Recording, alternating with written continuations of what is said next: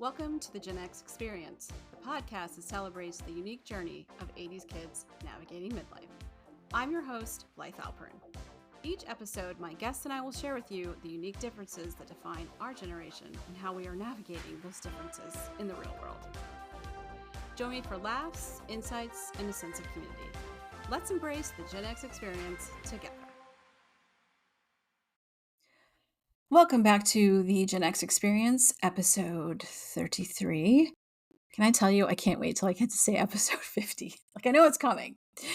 Anyway, and happy summer for those of you that enjoy it. I personally am over it already. It's too freaking hot. I am melting. I love my doggy, but his need to go for walks is annoying. And I love going for walks and I love being outside, but it is too freaking hot. When is fall coming? Anyway, we are in a new month, so that means we have a new subject that we're talking about. First, I want to just say thank you again to everyone who's been listening to the podcast, and it's still growing. It makes me so happy. I appreciate the responses to last month of, interview with my brother and sister and the conversation with Craig about being an only child. And to my family and friends who listen, especially. I'm sorry if I made some of you sad. I know it is hard to talk about, us growing up and, our parents not being here. If anyone knows our parents, it's, I'm sure it takes them back and it's hard. It's hard for us too. I miss my mom and dad all the time. In fact, July this month will mark 8 years without my mom. And sometimes it feels like yesterday. It definitely still feels like yesterday. Anyway, getting a little deep, but that kind of leads me into our new topic for the month. We're going to talk about mental health. I'm going to share my story and my challenges. It's going to get a little personal.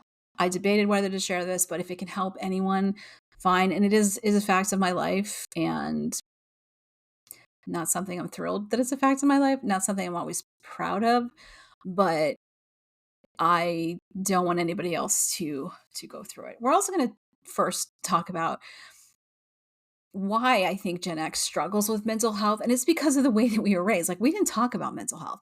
You'd hear the conversation oh, everyone has that one crazy in the family. That usually was someone that probably was suffering from mental health, but we didn't talk about that. When we had conversations about suicide growing up, it was that you're selfish. It was the signs to look out for. Never was it really if you're feeling this way, this is what you should do. There were hotlines and things. We had after school specials. There was, and I distinctly remember it was called A Desperate Exit, about a teenager's stunned when his best friend commits suicide and is left with the answer, the question of why. I remember seeing another show, I think Molly Ringwald was in it, where her and her boyfriend committed suicide, in a car, the door down, because their families wouldn't let them be together. There were definitely conversations about it, but it never was oh my God, what was that person going through? It was what a selfish piece of crap. How dare they? Thank God that conversation has changed, because no, you're not selfish. People who attempt suicide or unfortunately succeed, it's not because they're selfish. It's because they are in so much pain that they cannot see a way out, and they don't want to burden their friends and family with what's going on with them. And they think it'd be better off if they just weren't here anymore. Now, we all know that's not true. And that if they ask for help, their friends and family, I would hope, would give it to them. There are resources. There are numbers you can call. You could go to the hospital. You could, talk to people. And I hope everyone has someone in their life that they feel comfortable sharing it. And if you ever have a friend come to you that's talking about that, and if you don't feel equipped, just listen to them and then be okay, we're going to figure this out.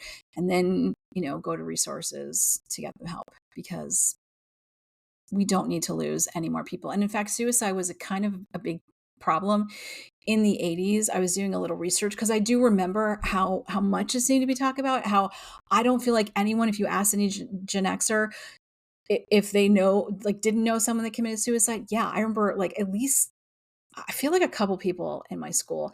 And the thing was, it was very prominent among males. And the overall suicide rates from young people 15 to 24 increased significantly between 1970 and 1980. And approximately like the suicide rate for 15 and 19-year-olds increased by 27% between 1980 and 1982, which is like, when I was in school. This is according to the CDC. But yes, it was more prominent among males, about 5 to 1. Um, and it was actually very more prominent among young Black men during the 80s and early 90s. Not surprised by that, considering the struggles. Firearms played a major factor in people that are under 25. Um, one of the problems, granted, one of the problems we had is because the way we talked about mental health, it was shameful. It shouldn't be discussed. There was something wrong with you. We would make fun of people who were weird. I feel like the only time we didn't, if someone has like bipolar mania or schizophrenia, I remember the movie Sybil, which was, focused on multiple personality disorder, which I think now has been renamed to like dissociative disorder. And it was a fascinating movie and a fascinating discussion, because it was like, wow, this is crazy. But we also saw that the reason people develop multiple personalities is to disassociate from trauma that has happened to them. So we really didn't talk about mental health in the way we should have. And President Reagan at the time, I know some people love him. I'm not a fan. He was one of the worst presidents we've ever had. Reaganomics, not a good thing. The way he dealt with the AIDS crisis, freaking terrible.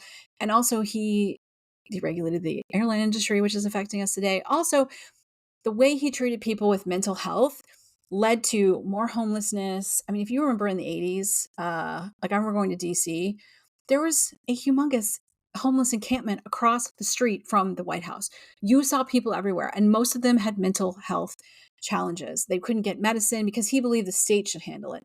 Well, not every state has the money to do that. That's why we have the federal government to help. And I firmly believe that we should help people who are struggling, whether it's because of where they were born, whether it's mental health, whatever their situation. I think we should try to help them so that they can break free from the cycle of, poverty, or if they need to be on medication for schizophrenia, for bipolar mania, for whatever the situation is, depression, we owe it to our society to help these people so that they can have a normal life and they can be a contributing member of society.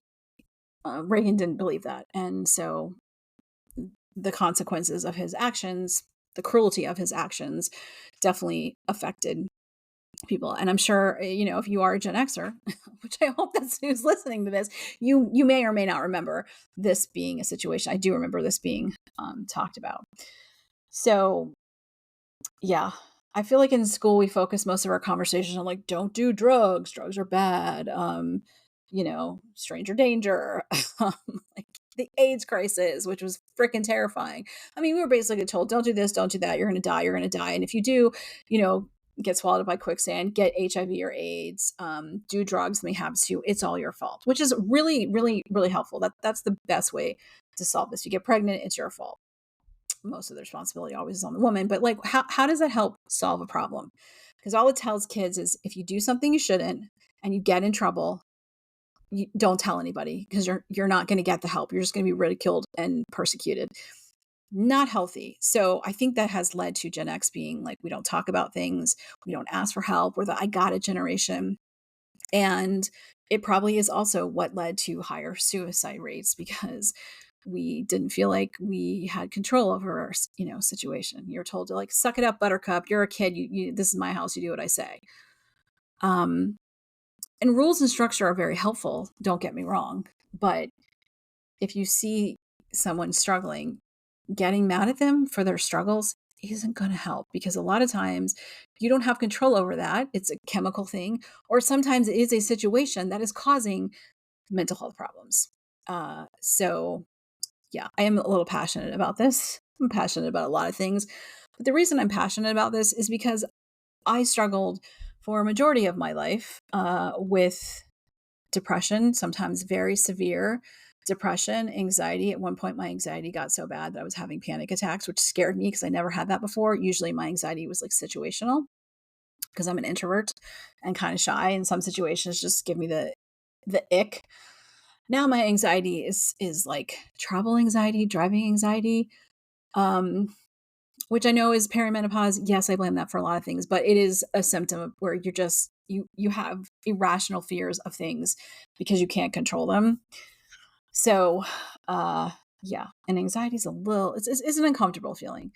Um, but yeah, we like going to therapy was not really a thing or talked about. Now, I will say when I was in 4th grade, I did end up with therapy because I had a teacher who was a complete effing bitch. I'm going to curse in this, so just prepare yourself. She didn't like me. She didn't like my best friend at the time. My best friend at the time, father was a lawyer and my dad's an orthodontist. I think she kind of had a problem with what our parents did, but she would say things like, you're not that smart." She would change answers on my papers. She would write B, best you'll ever do. She told my parents at a parent teacher conference that she didn't understand why the rest of my teachers, K through 3rd grade, had said I was so smart because she didn't think that I was smart. She did a real number on me and really kind of effed with my head and destroyed my confidence. Because up until then, I had full confidence in my abilities. I knew that I was smart. I'm not saying this to be arrogant. I knew that I was smart and capable. And, math wasn't my subject, but I worked really hard at it. I was a good student. I got all A's. And then this bitch came along and just decided she didn't like me. My mother later told me she should have taken me out of that class the minute she discovered that. She did make sure my brother and sister didn't have this teacher. This is one of the issues, I think, being the oldest child. If you are the oldest child in any situation, you are the experimental child, and your siblings benefit from your struggles, but you don't benefit from you have to go through it. And for me, I think a lot of the things that I had to endure and being a people pleaser and a perfectionist and feeling like I had all this pressure on me from both my parents, kind of from society as being the oldest. And the pressure I put on myself was not a great combination for my mental health. Also, pretty sensitive person as an introvert and as a shy person. And that combination just kept building and building. And while I think I probably struggled with mental health, I'm going to skip junior high. Junior high is terrible for everyone. If anyone liked junior high, you were the lucky ones. But I know that most of the time when we talk to Gen X, even someone you don't know, and you say the words junior high, all of us are like, ugh, like this feeling. You kind of like want to go inside yourself because it was horrible. It's a horrible, horrible time in adolescence because you're not really a kid, but you're not an adult. Like it's a lot. So anyway, another thing that I grew up in a very small town. I don't think that was a good place for me either. Because I don't want to say I was a weird kid because I wasn't. I just saw things differently. I'm creative. That's why I'm a writer and in advertising. I see things differently. I like weird indie movies. I kind of like not everything on the fringe, but I'm like really into different things. And that wasn't celebrated or acknowledged where I grew up. Not saying by my parents, but like people in school would just kind of make fun of me. I was also very quiet and very serious. And I wasn't not popular, but I wasn't popular. Mostly I couldn't stand the popular girls in my class. They were freaking awful, snobby little bitches, and I didn't want to be around them. So, and by our senior year, nobody wanted to be around them. It's pretty funny. But I think my struggles started in high school. And I do remember like I went to therapy, like I said, in 4th grade to help me. And I think a few times in high school. But my parents didn't really understand what was going on with me. They would say things like, "Oh, that's just you," or "Suck it up, buttercup," you know. Um, and even like I felt like my siblings would be like, "Well, that's just how she is." Well, yeah, sometimes that's just how someone is, but that doesn't mean they should be ridiculed for it. And maybe they're that way because they're struggling. Um, and I'm in my head a lot. I always was in my head a lot. Hello, I'm a writer. Even though when I was younger, I wanted to be a marine biologist and work with beluga whales. But then when I couldn't dive anymore, I was like, well, you're really creative and a writer. Like, you should go into advertising. Thanks, Dad. Probably shouldn't have gone into advertising. I probably should have gone into psychology because I'm fascinated by people. But I also don't like people. Anyway, getting off track. But I think my struggle started in high school, but because I was in a, like I had a routine and I had to do this and I had to do that, I didn't notice this was happening. I just kind of like thought this is how the way I feel. When I went to college, that's when things really ramped up. Um, I think I was still struggling to like find my place as most college kids do. I remember this one time, and I don't know why I think of this. I started at University of Florida in the summer, and I remember I was hanging out with someone, and there was this guy. We called him Bagel Boy. And we were supposed to go somewhere, and he basically yelled at me. He's like, "Not you, you're ugly." And I was just like, "Excuse me." Now, if somebody said that to me, I'd be like, "Go f yourself. You're a piece of crap, and I don't really care what you think." And never talk to that person again, and probably not talk to my friends who did not defend me or tell him to go f off. But that kind of stuff kind of kept building up, right? When you're like made fun of, when people think you're weird because you see things differently, when they don't understand that you see things differently, when your creativity isn't celebrated, um, you just feel kind of like an outsider and you kind of go into yourself. Um, and that's sort of what I did. And I didn't even really I think I started thinking I my sophomore year was really when I was like, "There's something wrong with me." I remember one night being in my apartment and just crying and crying, which I did a lot of nights, and I would stay up all night, because I couldn't sleep. And I wrote a letter to my parents that I never sent, and to this day, I regret not sending it because I was like, "I don't know what's wrong with me, but I'm drowning, and I can't do this. I can't get out of bed. I'm so like, I can't sleep. I'm struggling so bad. I need help." And I never sent that letter, because I was embarrassed and ashamed because that's kind of how you were made to feel. If you were struggling with depression, that was like a character flaw. If you had anxiety, it was your fault. It wasn't like the way you were made or the way things you didn't, how you dealt with things because maybe you didn't have the skills to deal with them. It wasn't like, let's help this person. It was like that person, ugh. So I am still not great at asking for help. From like my friends or family. I've gotten a little better, but I'm still the I got it girl.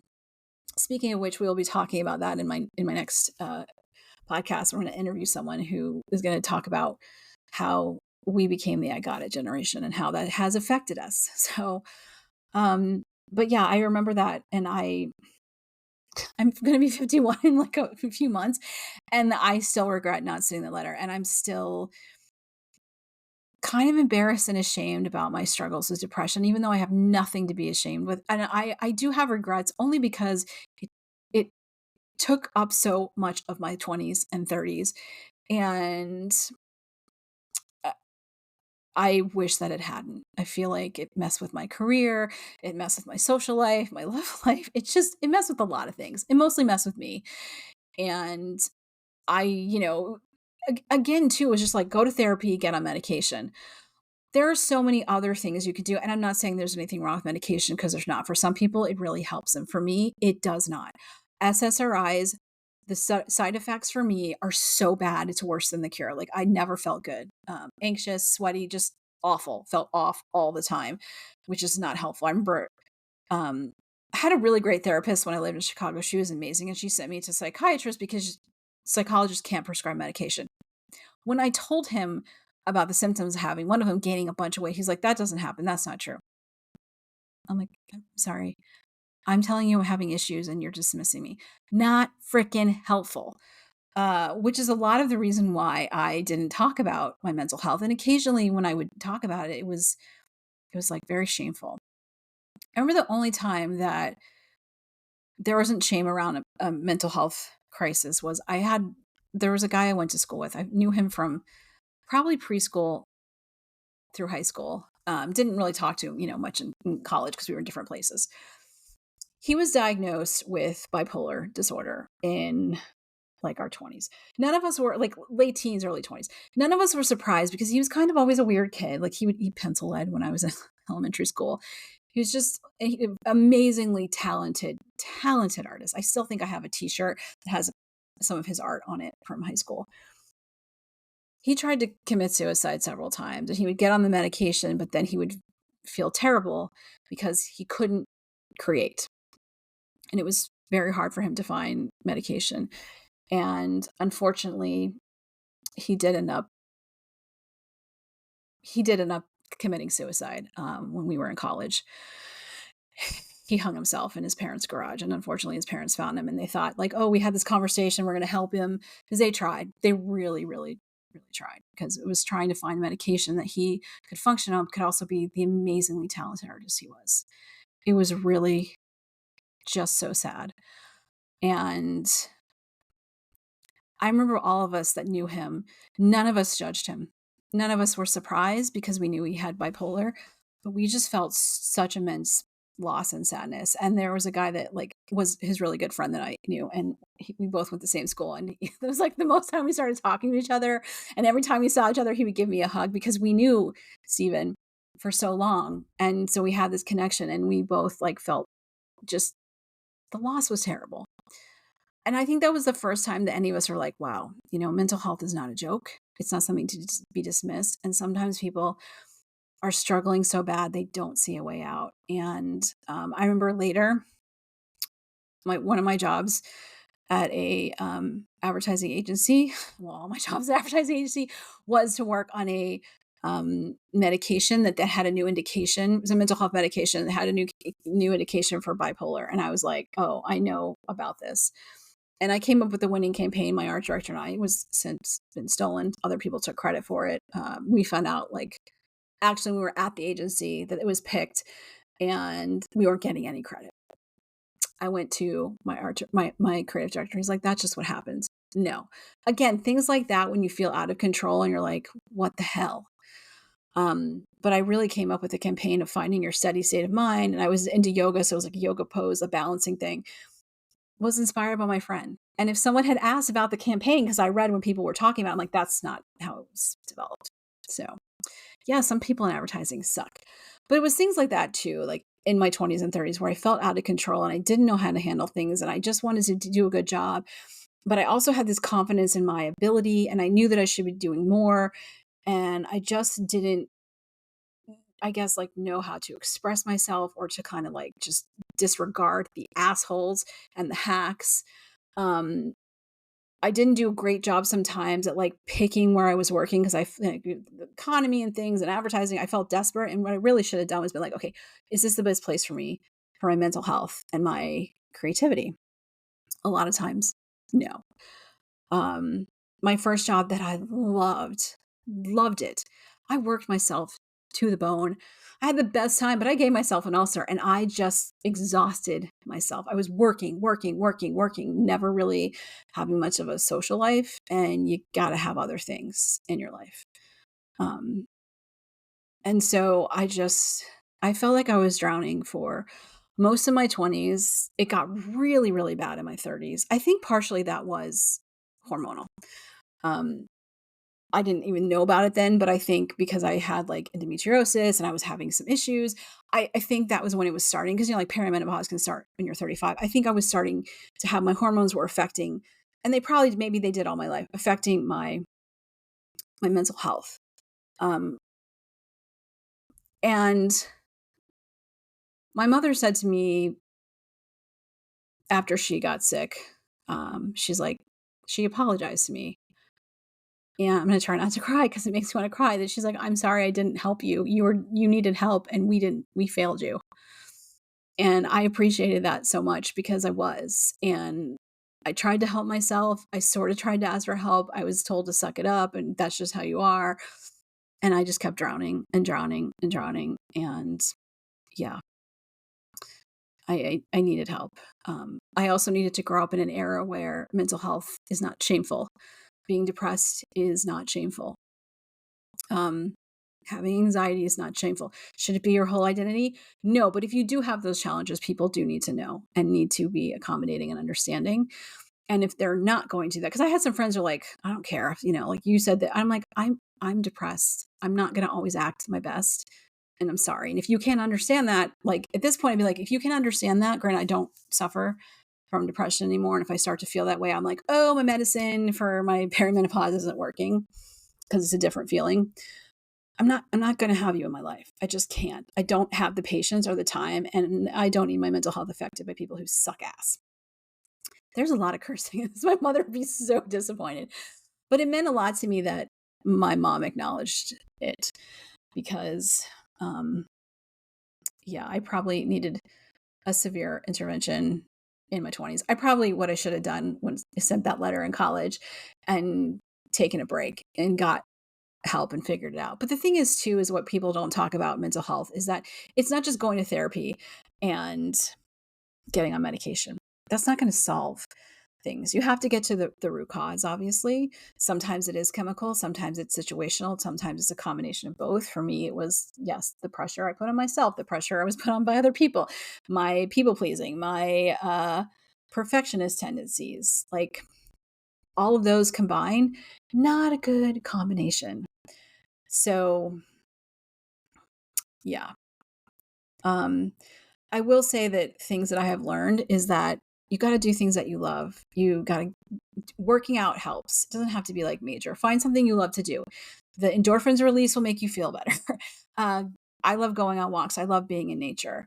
Um, I'm not going to do things I don't want to do anymore. I'm going to be around people that support me and that I want to be around. I am going to live my life the best that I can. And part of that is because I lost my parents. And from 2015, as I've talked about before, 2020 was really hard.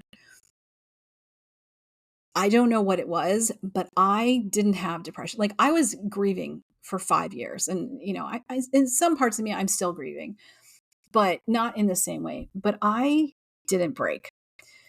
Um, because I had to step up and I just wanted to be there for them. And it was hard. It was hard. And I think partially I didn't focus on myself. I was so focused on them. And then once my parents were both gone, I looked at myself in the mirror. I was like, oh my God, I need to get my shit together. I don't look good. I don't feel good. Like I got to start taking care of myself. And I need to start doing things that I love. Started my business.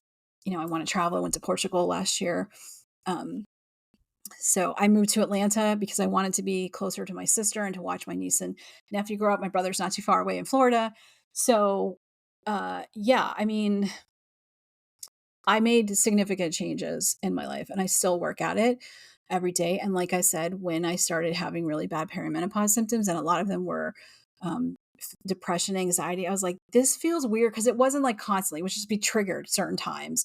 And I'm like, there's nothing going on to me. Like I could feel, I knew the feeling. I'm like, I don't like this feeling. I don't need this feeling. This is not me. Uh, and it got bad. Like there were times where I was like, just feeling, I'd be crying, I'd be angry. I would just feel like my negative self-talk. I'm like, why? This is not, no, this is not normal. And so I got help. So my bottom line is like, if you are Gen X, which you should be if you're listening to this, but even if you're not, there is no shame in getting help for your mental health. There is no shame in being depressed or having anxiety or, having bipolar mania, schizophrenia, dissociative disorder, whatever it is, there is no shame. There's no shame in getting help. There's no shame in talking about it. There is no shame in saying, I'm struggling. And you are not a bad person. You did nothing wrong to deserve this. And if anyone judges you, tell them to go F off and don't judge yourself, but make the decision that you're going to get out of it. There is light at the end of the tunnel and it's day by day. And some days will be good and some days will bad, but just take the steps that you need to do something, whether it's just telling yourself, today I got out of bed. Today I took a shower. Today I went for a walk. Today I did this. And celebrate those tiny wins because the more you do that, the more you'll be like, oh, if I can do that, then I can do this, and I can do this, and talk to people. And again, keep people in your life who are going to support you. People who aren't are going to judge you. You don't need them. We are too old to be putting up with people who are assholes. We have enough of that. If you drive or you work, like stuff that you have that's not in our control, fine. But what's in your control, do the best you can. Having a doggy helps. I will say I had a dog. I've had 3 dogs now, and one of the best things ever because it gets you outside. They're there for you, and it's something to love and talk to. Who's never going to judge you, although sometimes I think they do. Anyway, we are getting to that 30-minute mark, and I know this has been a heavy one. I try not to ramble too much, but I wanted to share my story. I don't know if I went as in depth as maybe I could have, but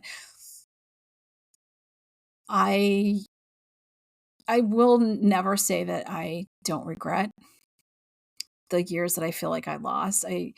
and then I don't think about how my life could be different or could have been different if I'd gotten help sooner or figured this out. But you know what? It is what it is, and I'm not unhappy where I am now. I really love my life. Is it everything I want it to be? No, but I'm pretty damn happy. I love where I live. I love my puppy. I love, my business. I love my office that I'm sitting in. I love my friends, my family. And I love being single because I have no time to put up with nonsense. Not saying I'm not open to love, but you better bring it because I'm not putting up with your shizness. So, anyway, with that, I'm going to end this podcast by saying take care of yourself. I'm happy to talk about this more. If you have questions in the show notes, you can email me or respond on, our Instagram, the GenX Experience pod. I will talk to you. I will listen to you if you want to ask me what I did and if I have any tips or suggestions. Happy to talk to anybody anytime about this. But just remember, your mental health doesn't define you. Whatever you've done in your life, past, present, or none of that defines you. All we can do is try to be good people and do the best we can. So let's get off of this depressing topic for now. And until next time, my Gen Xers, my fellow Gen Xers, don't you forget about me because I will not forget about you. Thank you for taking the time to listen to the GenX Experience. If today's episode resonated with you, please consider sharing it on social media or with a friend. We'll see you back here next time.